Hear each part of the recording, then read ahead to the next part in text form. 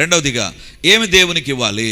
దానియేలు గ్రంథం 6వ అధ్యాయం, book of Daniel chapter 6 verse 10. Book of Daniel chapter 6 verse 10. ఇట్టి శాసనము సంతకము చేయవన్నని దానియేలు తెలుసుకున్నాను. అతడు తన ఇంటికి వెళ్ళి యథాప్రకారముగా అనుదినము ముమ్మారు మోకాళ్ళుని తన ఇంటి పైగది కిటికీలు యెరూషలేము తట్టునకు తెరవబడి ఉండగా తన దేవునికి ప్రార్థన చేయుచు ఆయనను స్తుతించుచూ వచ్చెను. ఇట్టి శాసనము సంతకము చేయబడనని దానియేలు తెలుసుకొని అతడు తన ఇంటికి వెళ్ళి యథాప్రకారము అనుదినము ముమ్మారు మోకాళ్ళుని తన ఇంటి పైగది కిటికీలు యెరూషలేము తట్టునకు తెరవబడి ఉండగా తన దేవునికి ప్రార్థన చేయుచు ఆయనను స్తుతించుచూ వచ్చాను. దేవుని బిడ్డలారా, దేవుడు నీ దగ్గర నుంచి కోరేటువంటిది రెండవది ఏంటి తెలుసా? అనుదినము నీ సమయాన్ని దేవునికి ఇచ్చేటువంటి వ్యక్తిగాను ఉండాలి. అనుదినము నీ సమయం 24 గంటలు ఉంది. ఆ 24 గంటల్లో ఒక స్పెసిఫిక్ టైం అనేటువంటిది దేవునికి నువ్వు ఇచ్చేటువంటి వ్యక్తిగా ఉండాలి. 24 గంటలు దేవుడు అడగడండి. 24 గంటల్లో ఇక్కడ చూడండి, దానియేలు అనుదినం ఏం చేస్తాడంట? తన ఇంటిలో ముమ్మారు మోకాళ్ళుని దేవునికి ప్రార్థన చేసేవాడు. 3 సార్లు దేవునికి ప్రార్థన చేశాడు. 24 గంటల్లో 24 సార్లు దేవునికి ప్రార్థన చేయలే. 24 గంటల్లో మిగిలిన సమయంలో అతడు ఉద్యోగం చేస్తున్నాడు, ఒక ఉన్నతమైన స్థాయిలో ఉంటున్నాడు, కానీ తన సమయాన్ని దేవునికి ఇస్తూ ఉంటున్నాడు. దేవుని బిడ్డలారా, ఈరోజు దేవుడు నీతో మాట్లాడుతుంటున్నాడు.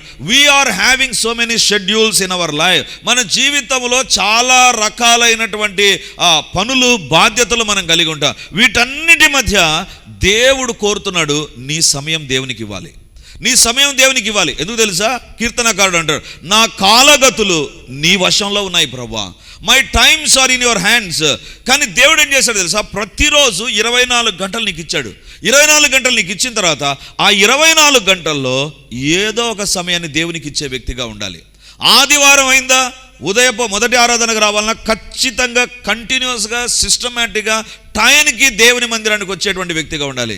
టయానికి దేవుని మందిరానికి వచ్చేటువంటి వ్యక్తిగా ఉండాలి. నీ సమయం దేవునికి ఇచ్చేటువంటి వ్యక్తి అయితే నీ సమయాన్ని వేరొక దానికి అప్పగించవు. నువ్వు ఉద్యోగం 9:30 తమ్ము 9:30 ఇవ్వాలా, ఇచ్చేస్తాం అంతే, లేదా హాఫ్ డే లీవ్ పడుతుంది. చర్చిలో అది ఉండదు కదా. కాబట్టి ఎంత లేటుగా వచ్చినా పర్వాలా. దేవుని బిడ్డలారా, ఇక్కడ దానియేలు జీవితాన్ని మనం చూస్తే దానియేలు అనుదినము ముమ్మారు మోకాళ్ళుని దేవునికి ప్రార్థన చేస్తున్నాడు. దేవుని బిడ్డలారా, నీ హృదయమే కాదు దేవుడు కోరేది, నీ సమయాన్ని దేవుడు కోరుతున్నాడు. You must give your time to the lord. దేవా, ఈ టైంని నీకు ఇస్తాను ప్రభా, ఈ టైంలో ఇది నేను చేస్తాను ప్రభా, ఈ టైంలో ఈ రకంగా నేను ఉంటాను ప్రభా. దేవుని బిడ్డలారా, అనుదిన జీవితంలో ఎప్పుడో ఒకసారి కాదు, నీకు బుద్ధి పుట్టినప్పుడు కాదు, ప్రతిరోజు దేవుడు అడుగుతున్నాడు, what is the time that you are allocating to me. నాకు ఏ సమయాన్ని కేటాయించావు? దానియేలు ఎప్పుడు ఈ మాట రాయబడిందండి? 10వ వచనం చూడండి, 10వ వచనం. ఇట్టి శాసనము సంతకము చేయబడినని దానియేలు తెలుసుకున్నాను. చాలు. ఇట్టి శాసనం. ఏం శాసనము? దేవుని దగ్గర ఎవ్వరు ప్రార్థన చేయకూడదు. ఈ విగ్రహము దగ్గర ప్రార్థన చేయాలి, విగ్రహం దగ్గర ఉండాలి. ఈ విగ్రహం దగ్గర ఎవరైతే ప్రార్థన చేయకుండా ఉంటారో వాళ్ళు సింహాల గోలోనికి వెళ్తారు. దానియేలు అనుకున్నాడు, ఇట్టి శాసనం సంతకం చేయబడినని తెలిసి తన ప్రార్థనను వదిలేదు. దేవుని బిడ్డలారా, మన ప్రార్థన ఏం చేస్తాం తెలుసా? దేనికైనా పనంగా పెడతాం, దేనికోసమైనా వదిలేస్తాం. మనకు నిద్ర వచ్చిందా, ప్రార్థన ప్రక్కన పెట్టు. మనకు మనసు బాగాలేదా, ప్రార్థన పక్కన పెట్టు. మన జీవితంలో దేవుని సమయాన్ని అవలీలగా పక్కన పెట్టేస్తామండి, అవలీలగా ప్రక్కన పెడతాం. ఈరోజు దేవుడు మనతో మాట్లాడుతుంటున్నాడు. దేవునితో మాట దయ్యంతో ఆట అనే ప్రోగ్రాం టీవీలో వస్తుంది. మరి ఇప్పుడు వస్తుందో లేదో. రత్నకుమార్ అని ఆయన ఈ గుంటూరు దగ్గర ఉంటారండి. ఆయన ఎప్పుడు చెప్పేవాడు, నేను రోజుకు 10 గంటలు ప్రార్థన చేస్తా, 12 గంటలు ప్రార్థన చేస్తా అని చెప్తుంటే నాకు నమ్మబుద్ధి కాలేదు. ఇదేంటిది, ఏమైనా నిద్రపోడా, ఆయనకు పెళ్ళి కాలేదా, పెళ్ళి అయింది, కుటుంబమా ఉంది, ఉద్యోగమా లేదు, సేవ మాత్రం బ్రహ్మాండంగా ఊరూరు తిరిగి సేవ చేయాలి. మరి ఎట్లా ప్రార్థన చేస్తాడు ఈయన? ఎట్లా ప్రార్థన చేస్తాడు ఇన్ని గంటలు? బైబిల్ చదువుతాను, లేకపోతే దేవుణ్ణి అనుకుంటాను, చర్చికి వెళ్తానంటే సరే, ప్రతిరోజు కొన్ని గంటలు 10 గంటలు దేవునికి ఇస్తాడు అంటే నాకు ఎట్లా ఇస్తాడు? దేవుని బిడ్డలారా, ఆయన చెప్పాడు ఒకసారి యూత్ మీటింగ్లో ఒక ప్రశ్న అడిగితే ఆయన చెప్పాడు, నా సమయాన్ని దేవునికి ఇవ్వాలంటే నీకు మనసు ఉంటే నువ్వు ఇస్తావు. ఇవ్వాలి అనేటువంటి తలంపు నీకుంటే నా సమయాన్ని దేవునికి ఇవ్వాలి అని చెప్తాడు. కొన్ని సందర్భాల్లో నేను ఒక ప్రాంతానికి వెళుతున్నప్పుడు ఆ రోజు నేను ప్రార్థించాల్సింది 10 గంటలు, 9 గంటలు అయింది అనుకుందాం. నేను బస్ స్టాండ్లో ఉన్నాను అనుకో, బస్ స్టాండ్లో నేను కూర్చొని ప్రార్థన చేస్తా, లేదా నేను బస్సులో ప్రయాణం చేస్తున్నా, అక్కడ ప్రార్థన చేస్తా. దేవుని దగ్గర ఒక తీర్మానం చేసుకున్నాడు దానియేలు, నేను దినానికి 3 మారు ప్రార్థన చేయాలి. He sticking on to that. దానికి కట్టుబడి జీవిస్తున్నాడు. అతనికి వ్యతిరేకంగా ఒక నిర్ణయం, అతన్ని చూచేవారు, అతన్ని గమనించేవారు, అతన్ని పట్టుకొని ఇరికించి ఏదో ఒక రకంగా ప్రతీకారం తీర్చుకునే వాళ్ళ దగ్గర తన సమయాన్ని దేవునికి ఇవ్వడం ఆగిపోలే. మనం ఒక్క మాట అన్నారా ఇంకా ప్రార్థన చేయం. మనల్ని ఏదైనా మన ఇంట్లో మనం అనుకున్నది జరగలేదా, టిఫిన్ మనం అనుకున్నది చేయలేదనుకో, ఇంకా అయిపోయి, ఇంకా దాని ఎఫెక్ట్ ప్రార్థన ఉంటుంది. ఏం దేవా ఏమి ఇచ్చావు ప్రభా, నువ్వు ఏం భార్యని ఇచ్చావు ప్రభా, ఏం చేస్తుంది ఆమె, ఏం చేయదు అంటే ప్రతి దానికి సాతాను ఏం చేస్తాడో తెలుసా, దేవునికి ఇవ్వాల్సిన సమయాన్ని మెల్లగా పక్కకు తీసేస్తాడు. దేవుడు అంటున్నాడు దేవునికి సమయాన్ని ఇచ్చేటువంటి వ్యక్తిగా ఉండాలి. బైబిల్లో వ్రాయబడింది 3 మారు మోకాళ్ళుని ప్రార్థన చేస్తున్నాడంట. దేవుని బిడ్డలారా, ఎప్పుడు మోకాళ్ళు ఉంటామండి? ఒక స్థలంలోనికి వచ్చి ఖచ్చితంగా ఒక దాని విషయంలో మనం నిర్ణయం తీసుకుంటే అప్పుడు. ఇప్పుడు చర్చిలో మనం మోకాలు ఉంగుతామండి. వైవి స్ట్రీట్లో అందరూ మోకాలు ఉంగుదామంటే ఏమంటారు మీరు? ఏందన్నా ఇక్కడ మోకాలు ఉంగమంటున్నావే. దానియేలు జీవితం ఎలాంటిది తెలుసా? నేను ప్రార్థన చేసేటప్పుడు 3 మారు ప్రార్థన చేయాలి, నేను ప్రార్థన చేసేటప్పుడు మోకాల్లోనే ప్రార్థన చేయాలి, నేను ప్రార్థన చేస్తున్నప్పుడు దేవుని స్తుతించాలి. ఇలా పెట్టుకున్నాడండి. దానికి కట్టుబడి జీవిస్తున్నాడు. ఈరోజు దేవుడు అడుగుతుంటున్నాడు, నీ సమయాన్ని దేవునికి ఇస్తున్నావా? వంటకి ఇస్తావు, ఉతకడానికి ఇస్తావు, ఊడ్చుకోవడానికి ఇస్తావు, శుభ్రం చేయడానికి ఇస్తావు, టీవీ చూడడానికి ఇస్తావు, సెల్ ఫోన్ చూడడానికి ఇస్తావు, నీ ఉద్యోగ వ్యాపారానికి ఇస్తావు. ఇంకో మాట చెప్పనా, టూర్కి ఇస్తాం, ఊర్లో ఎగ్జిబిషన్ జరిగిందంటే దానికి కూడా ఇస్తాం. దేవునికి ఏమి ఇస్తున్నామో దేవుడు అడుగుతున్నాడు. I don't want anything, I want your time. నా దగ్గర నువ్వు గడుపు. దేవుని బిడ్డలారా, పిల్లలు కలిగిన తల్లిదండ్రులకి అనుభవం ఉంటుంది.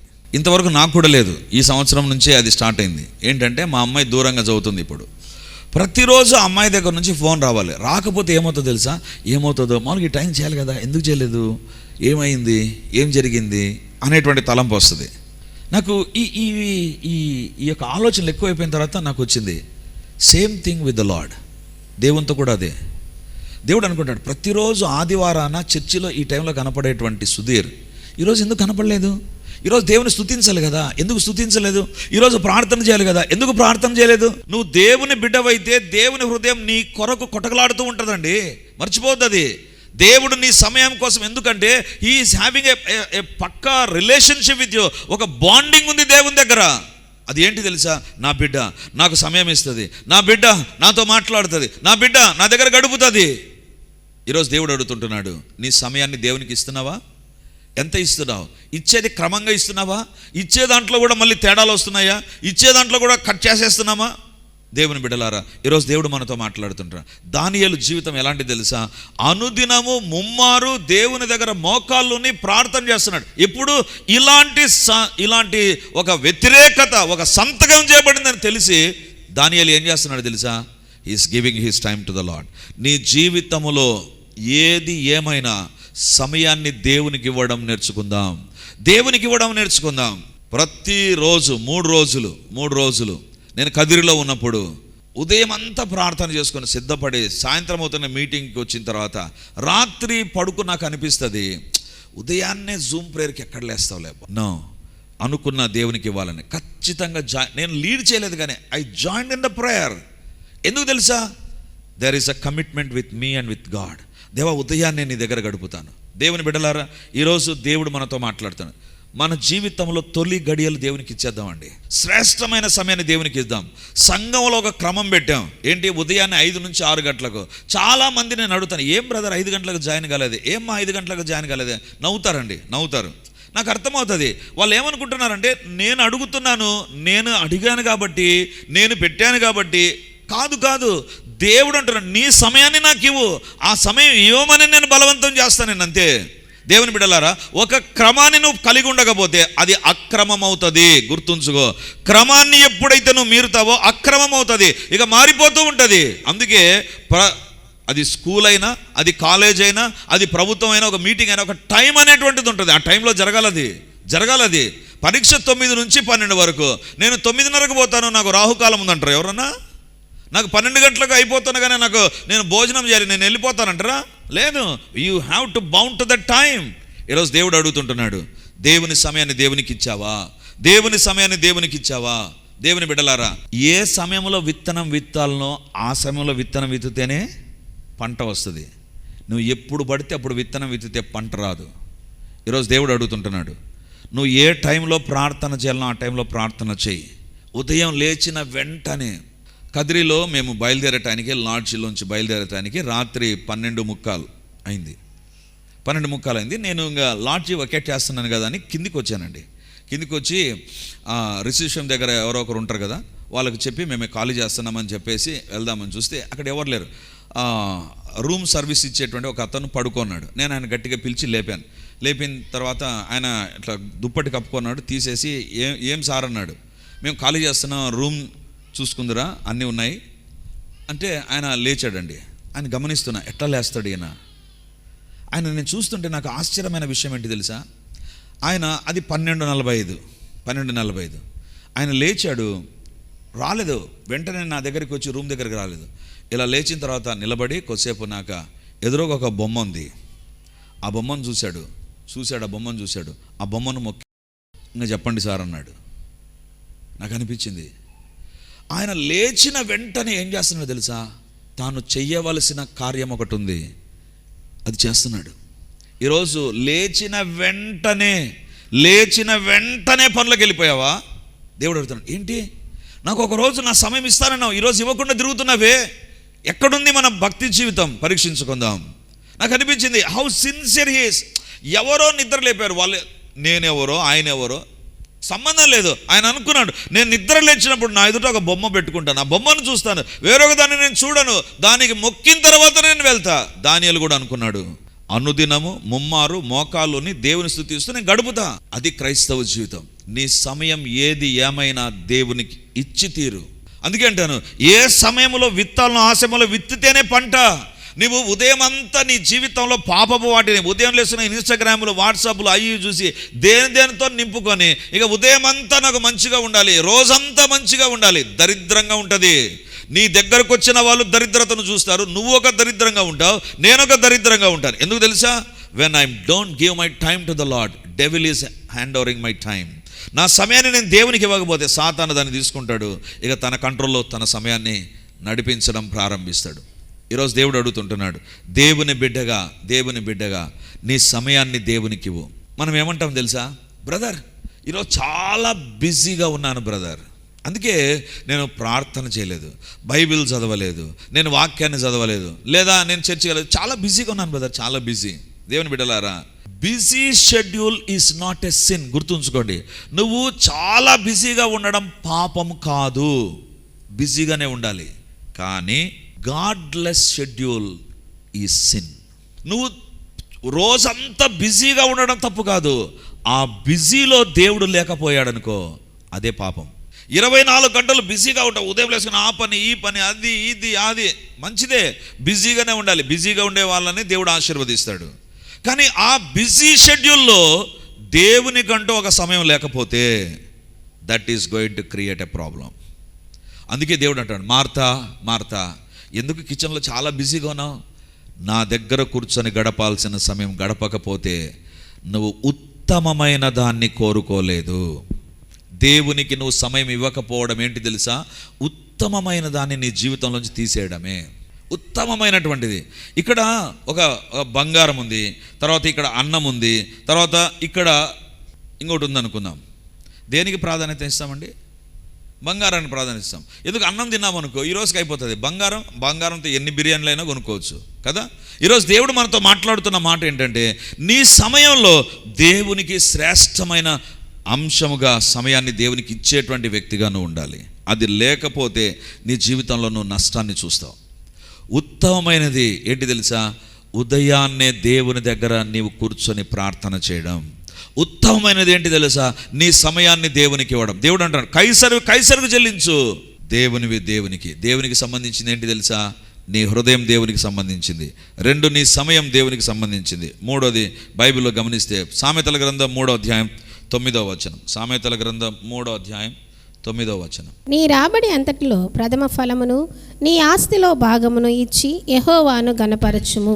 నీ రాబడి అంతటిలో ప్రథమ ఫలమును నీ ఆస్తిలో భాగమిచ్చి యెహోవాను ఘనపరచుము. జాగ్రత్తగా వినండి.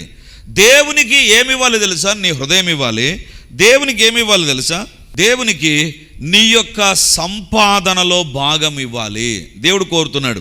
This is not my word, this is the word of the almighty God. నీ రాబడి అంతటిలో ప్రథమ ఫలమును నీ ఆస్తిలో భాగమును ఇవ్వు అని చెప్పలేదు. జాగ్రత్తగా వినండి. దేవుడు వాక్యములో ఇవ్వమని దేవుడు చెప్పలేదు. ఏమంటున్నాడు తెలుసా? మరొకసారి చూద్దామా. నీ రాబడి అంతటిలో ప్రథమ ఫలమును నీ ఆస్తిలో భాగమునిచ్చి యెహోవాను గణపరచుము. ఏముంది అక్కడ? యెహోవాను గణపరచుము. యెహోవాకు ఇవ్వు కాదు, ఇవ్వడం అనేటువంటిది ఏంటి తెలుసా? నువ్వు దేవునికి కానుక ఇవ్వడం, దేవునికి దశం భాగం ఇవ్వడం, నీ ఆస్తిలో దేవునికి భాగం ఇవ్వడం, నీ రాబడిలో దేవునికి భాగం ఇవ్వడం అనేటువంటిది ఇవ్వడం కాదు, అది ఘనపరచడం. ఘనపరచడం అంటే నేను దేవునికి ఇవ్వాల్సింది ఇవ్వలేకపోతే దాని అర్థం ఏంటి తెలుసా? దేవుని నేను ఘనపరచలేదు, దేవుని నేను ఘనపరచలేదు. ఈరోజు దేవుడు మనతో మాట్లాడుతుంటున్నాడు. దేవునికి నేను ఇస్తానని చెప్పినటువంటిది ఏదైనా ఇవ్వకపోతే ఏం చేస్తున్నావు తెలుసా? దేవునికి ఘనహీనం చేస్తున్నావు, దేవునికి ఘనహీనం చేస్తున్నావు. ఒకళ్ళు అనుకున్నా, నా దశమ భాగం నీకు ఇస్తాను ప్రభా, ఇది జరిగిందా, ఇది ఇస్తాను ప్రభా నీకు, నా పొలంలో ఇది ఇస్తాను ప్రభా నీకు. If you have decided that then you have to give it to the Lord. ఎందుకు తెలుసా? దేవుడు అంటున్నాడు, ఇచ్చి ఇచ్చి నన్ను ఘనపరచుము, ఇచ్చి నన్ను ఘనపరచుము. దేవుని ఘనపరచడం ఏంటి తెలుసా? ఎందుకు ఆదివారం కానుక ఇవ్వాలి? This is not a giving something to the God. దేవునికి డబ్బు తక్కువనో లేకపోతే పరిచర్యకు డబ్బు అవసరమో దేవుని బిడ్డలారా, నేను దృఢంగా నమ్ముతాను మనము ఎవ్వరము కానుక ఇవ్వకపోయినా దేవుడు తన పరిచర్యను జరుపుకుంటాడండి. దానికి ఇంక తిరిగే లేదు దానికి. దేవుని బిడ్డలారా, మనకొచ్చే కానుకలతో మన పరిచర్య ఒక నెల రోజులు గడుస్తుందండి. కానీ మీటింగ్స్ జరగవు. కానీ మీటింగ్స్ జరుగుతున్నాయి. ఎందుకు తెలుసా? Because God is giving something extra. ఎక్కడి నుంచి ఆ డబ్బు వస్తుందో నాకు తెలియదండి. కొన్ని సందర్భాల్లో ఎలా ఖర్చు పెట్టాను అనేటువంటి ఆలోచన చేసినప్పుడు నాకు అర్థం కాదు, ఎక్కడి నుంచి వచ్చింది డబ్బు, ఎలా ఖర్చు పెట్టాను ఇంత డబ్బు నేను. దేవుని బిడ్డలారా, when we give to the lord, దేవునికి ఇవ్వడం అనేటువంటిది ఏదో దేవునికి నేను ఇస్తే తప్ప పరిచర్య జరగదు, నేను ఇస్తే తప్ప దేవుడి యొక్క పరిచర్య ముందుకు పోదు అనేటువంటి తలంపు ఉంటే ఇవ్వద్దు. చెప్తున్నా, స్టేజ్ పైన చెప్తున్నా, ఇవ్వద్దు. ఎందుకు తెలుసా? నీ డబ్బుతో దేవుని సేవ జరగదు. నీ డబ్బు ఇవ్వడం నువ్వు దేవుని ఘనపరచడానికి అది మర్చిపోవద్దు. దేవుని బిడ్డలారా, ఈరోజు దేవుడు మనతో మాట్లాడుతుంటున్నాడు. దేవుడు అంటున్నాడు, ఇవ్వడం అనేటువంటిది దేవుని ఘనపరచడం. నువ్వు దేవుని గౌరవించే వ్యక్తివైతే దేవునికి ఇస్తావు నువ్వు. దేవుడు అబ్రహాముతో అన్నాడు, అబ్రహామా నీకు ఒక్కడైన కుమారుని ఈ అబ్రహామా అంటే ఇచ్చేశాడు. దేవుడు నన్ను నా భార్యను అడిగాడు, నీ ఉద్యోగాన్ని ఇస్తావా? We said yes Lord. ఇవ్వడం దేవుని ఘనపరచడం. దేవునికి నువ్వు ఇవ్వాల్సిందేదో ఇచ్చేటువంటి వ్యక్తిగా ఉంటే ఈరోజు దేవుణ్ణి ఘనపరుస్తున్నావు. లేదా నా ఖర్చులు ఎక్కువ ఉన్నాయి ప్రభా, నేను ఈరోజు ఈ సంవత్సరం ఇవ్వలేను ప్రభా, ఈ నెల ఇవ్వలేను ప్రభా. దాని అర్థం ఏంటి తెలుసా? దేవుని ఘనపరచడం లేదు. జాగ్రత్తగా వినండి. ఈ సందేశం వచ్చింది కాబట్టి నేను చెప్తున్నాను. దేవుని బిడ్డగా దేవుని ఘనపరచడం అనేటువంటిది మన జీవితాల్లో ఎలా ఉండాలి తెలుసా? బైబిల్ అందరి భాగాన్ని తెరవండి. దేవునికి ఎలా ఇవ్వాల్సింది చూపిస్తాను దేవుని యొక్క వాక్యంలో నుంచి. చూడండి, కొరింథీయులకు రాసిన 2వ పత్రిక 9వ అధ్యాయం 7వ వచనం. కొరింథీయులకు రాసిన 2వ పత్రిక 9వ అధ్యాయం 7వ వచనం. సనుగు కొనకయు బలవంతముగా కాకయు ప్రతివాడును తన హృదయములో నిశ్చయించుకొనిన ప్రకారము ఇయ్యవలెను. దేవుడు ఉత్సాహముగా ఇచ్చువానిని ప్రేమించును. దేవునికి ఇచ్చేటప్పుడు ఏ రకంగా ఉండాలి తెలుసా? ఫస్ట్ కండిషన్ దేవుడు అంటున్నాడు, సనుగు కొంటూ దేవునికి ఇవ్వద్దు. దేవుని నువ్వు ఘనపరచవు. ఎంతో ఇంత కష్టం ఉంది, ఈరోజు ఈ వారంలో ఇంత ఖర్చు ఉందే. మామూలుగా నేను ప్రతి వారము ఒక 1000 రూపాయలు కానుక ఇవ్వాలనుకున్నా, ఖర్చు ఉంది కదా, ఎట్లా చేయాలబ్బా, సరేలే కానుక కొంచెం తగ్గిద్దాం అని లోపల సనుక్కుంటూ నువ్వు ఏదైనా కానుక వేసావనుకో, దేవుడు దాన్ని ఒప్పుకోడు. నువ్వు కానుకిచ్చేటప్పుడు నీ సనుగుళ్ళు దేవుడు చూస్తాడు. దేవుని ఘనపరిచే వ్యక్తివైతే ఇప్పుడు ఒకవేళ నేను అడిగాను అనుకో, ప్రదీప్ బ్రదర్ని అడిగాను అనుకో, బ్రదర్ మీ షాప్కి వచ్చాను, వచ్చిన తర్వాత ఆడ 10 రూపాయలు బిస్కెట్ ప్యాకెట్ ఉంది, ఏంది ఇంత 10 రూపాయలు పెట్టారే, బిస్కెట్కి ఇంత అవుతుందా, సనిగి సనిగి సనిగి సనిగి సనిగి ఇస్తే ఎట్టుంటుంది, ఏమనుకుంటాడు? ఈ దేవుడు ఇప్పుడు కొత్తగా వచ్చింటారు కదా, కస్టమర్ దేవుళ్లకు పాదాభివందనం. ఇప్పుడు ఏమనుకుంటాడు ప్రదీప్ బ్రదరు? దయ్యం కాదు, ఇడు దేవుడు కాదు, దయ్యం అనుకుంటాడు. ఎందుకు? సనిగి సనిగి సనిగి సనిగి లాస్ట్కు ఇంకా తట్టుకోలేక ఇంకా వాళ్ళే సర్లే 9 రూపాయలు ఇండి, నష్టపోయినా పర్లే, నీ తలకాయ పెందుకు. దేవుని దగ్గర నువ్వు కానుక తీసుకునేటప్పుడు ఇచ్చేటప్పుడు ఏమన్నా సనిగావా? ఆహా, దేవుణ్ణి గణపరచడం లేను. రెండవదిగా బలవంతంగా అందరు ఏసీ యూనిట్లకి ఇచ్చారు, నేను ఇవ్వలేదేమో, అమ్మో ఏమనుకుంటారో, అందరు ఇచ్చారు కదా, బలవంతంగా ఇష్టంలా అయినా బలవంతంగా ఇచ్చామా? ఆహా, బైబిల్లో వ్రాయబడింది, ప్రతివాడును ఎవరివ్వాలంట కానుక? ప్రతివాడు. ఇంట్లో నాకు అనిపించింది, ఎందుకు ప్రతివాడు అంటున్నాడు ఇక్కడ? ఇంట్లో నేను, నా భార్య, నాకు 3 పిల్లలు. ఈ 3 పిల్లలు 5 మంది ఉద్యోగం చేస్తున్నాం అనుకో, నేను నా ఉద్యోగంలోంచి కానుక ఇవ్వాలి, నా భార్య నా తన ఉద్యోగంలోంచి, నా పిల్లలు వాళ్ళ ఉద్యోగం నుంచి, ప్రతివాడు దేవునికి ఇవ్వాలి. అందరం కలిపి 1000 రూపాయలు కానుకిద్దాం చాలే. కానీ దేవుడు మనకి ఎంత ఇచ్చింటాడు? ఒక్కొక్కరికి 50,000 2,50,000 ఇచ్చింటాడు. కానీ మనం ఏం చేస్తాం తెలుసా? ఆ 2,55,000లో కేవలం 5,000 దేవునికి ఇచ్చేసి మిగిలిన 2,45,000 మనకు వాడుకుంటే దేవుడు అంటాడు, ప్రతివాడి వాడంలో అందరు కలిసి మీరు ఇచ్చారు. whenever I give, I must check it. ప్రతి విషయంలో.